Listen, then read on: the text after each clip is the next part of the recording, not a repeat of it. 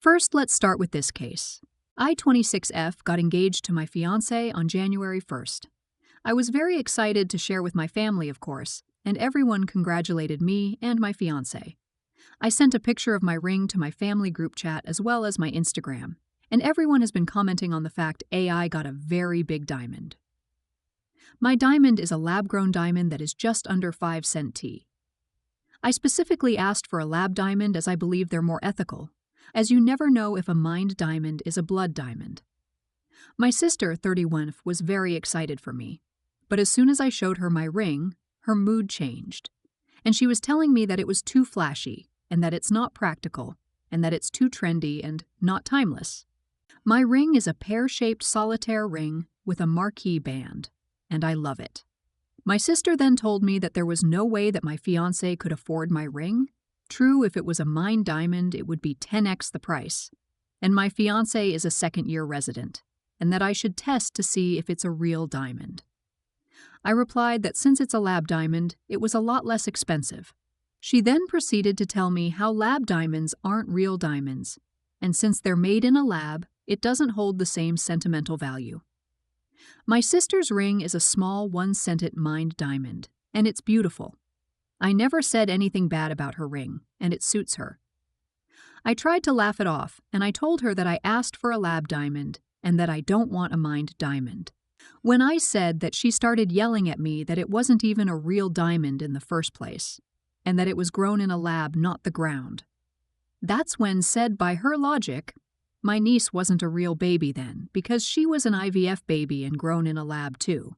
My sister and her husband had a lot of issues conceiving, as my sister had some complications with endometriosis. Their IVF journey was really tough, and they had multiple rounds and attempts, and one miscarriage, but finally got lucky and had my very healthy niece last year. I know my sister had a hard time conceiving. That was kind of the point I was making. My niece started in a lab, but she has a beautiful meaning behind her life too. When I made the comment that my niece wasn't a real baby because she was an IVF baby, my sister started crying over the phone. Her husband then called me and berated me and told me I was insensitive and couldn't understand the depths of her emotional turmoil and that I shouldn't have started a fight over a ring. He even said I was ableist. I have endometriosis too. My mom says it's not a big deal, but I should let my sister cool off. I usually babysit my niece pretty often, but my sister hasn't been answering my calls for a week. My fiancé says, although I probably shouldn't have said that, I was justified. I didn't mean it seriously. I know my niece is a real baby, and I adore her and spoil her all the time.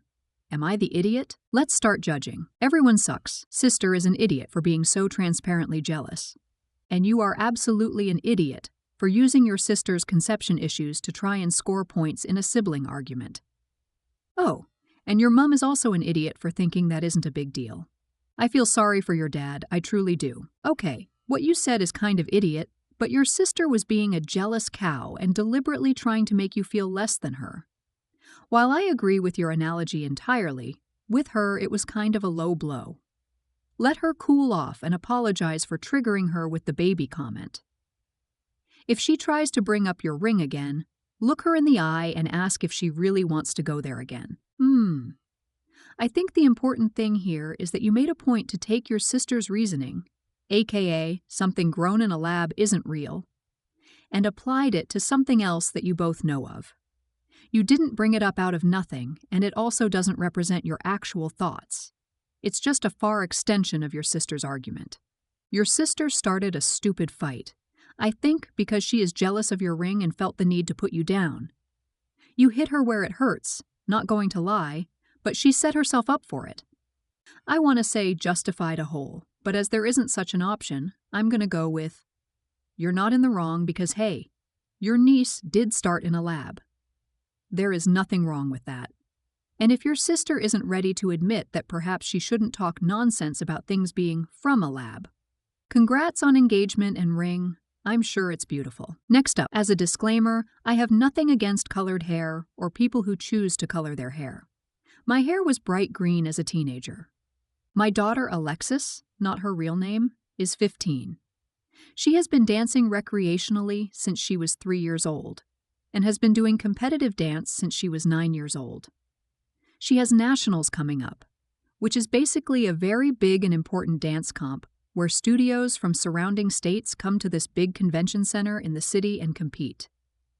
She is also obsessed with Paramore, thanks to my husband who has taken her to many of their live shows. She idolizes Hayley Williams and has wanted to dye her hair like Hayley's for a few years now. This year for her birthday, she wants to dye her whole head neon orange. I told her absolutely not, because she's not allowed to wear any unnatural hair colors for nationals and other conventions comps that are coming up. She is very well aware of this rule because it is the standard in the competitive dance world. I've already paid all of the entry fees and cannot get a refund for this year. I told her that once nationals and all the mandatory conventions are over, she can color her hair however she wants. She did not like this answer and stomped off to her room. I figured I would just let her be and eventually she would come around. I was wrong. She went to a sleepover at her friend's house about a week ago and came back with the same bright orange hair I told her she could not have. I was cooking when she walked into the house and nearly dropped the knife I was using. I was extremely upset and asked her what she was thinking. She gave me some excuse which I can't remember, then rolled her eyes and said something along the lines of, "It's just hair dye. It'll come out before nationals." I was livid and shouted at her, which I'll admit I'm not proud of, and she ran off to her room in tears. She knows better, and I'm completely dumbfounded as to why she thought it would be okay, considering nationals is in 2 weeks. She's washed her hair at least 6 times in the last few days, and the orange is still stuck. I bought a color remover and let it sit on her hair for a good 2 hours, and nothing. I'm so pissed because now I'm going to have to take her to the salon and spend $300+ to get this color removed when I'm already over $400 deep in the hole after the fees for the competition. My daughter is currently grounded, still upset with me, and hasn't spoken more than a few words to me in days. She cried to my husband after I shouted at her, and now he thinks I'm being unreasonable and called me Momzilla. Am I being crazy about this? She knew the rules, and I even told her she could do the hair dye after we get this over with. If this color doesn't come out, she literally won't be able to compete, and I'll have wasted over $400. Edit. Looking at some of these comments, I just want to clarify that when I asked Alexis if she wanted to compete, she was very enthusiastic and told me yes. She has done nationals every year for a fee years now and has loved it every time she has done it. I am very clear with her that since it is optional, she has the choice whether or not she wants to still participate, and I am not forcing her in any way to do it. I am upset because she told me she wanted to do it. I paid the fees and now we can't back out of it. But also she will not be bailed to compete if the orange doesn't come out. Let's start judging. You're not in the wrong. Honestly, I would just leave it. Take her to nationals, and when they tell her she can't compete because of her hair, she can look the consequences of her actions in the eye, and then she can pay you back the $400 she wasted by not just waiting a few weeks. She's plenty old enough to know that she made a mistake. That's if she wants to compete. Maybe she was trying to get out of it without telling you. I say all this as someone who's been dyeing their hair fashion colors since they were 15. I fully support self-expression, but you have to time it right if you have events like this. You're not in the wrong, but maybe the answer isn't fix her hair, but accept that she is going to miss nationals. If dance was that important to her, she would have made sure she would qualify. If she's upset about missing it, she will learn there are consequences for choices, and in future, maybe she will take them into consideration. I need more info, I guess. Does she care about this dance comp thing? Or are you pushing her? How much did you pay for it? Is she usually defiant about rules? Did you discuss it with her?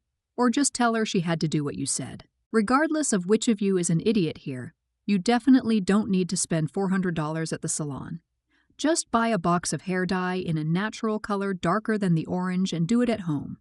It's super easy and will fix the problem for less than $50.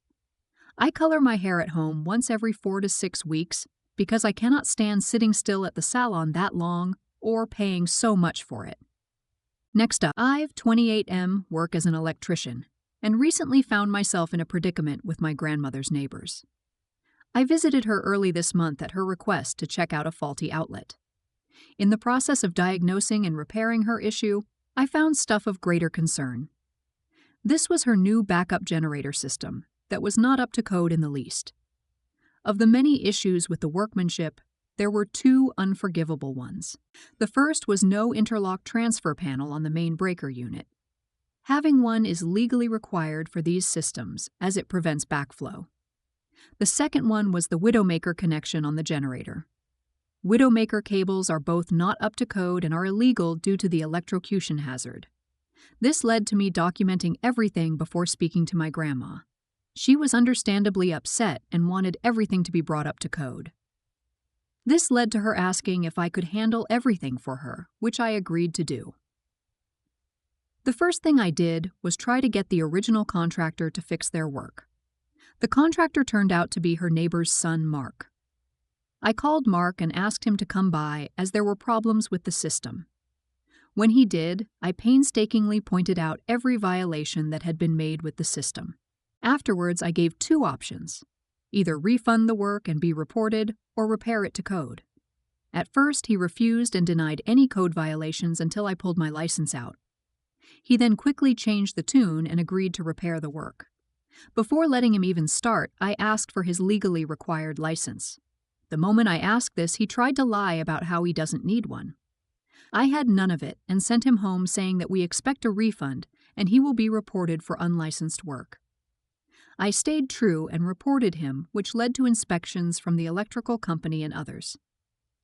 Things came to a head this week when he was not only fined but arrested as well. This was confirmed by his mother, who called my grandma asking to speak with me.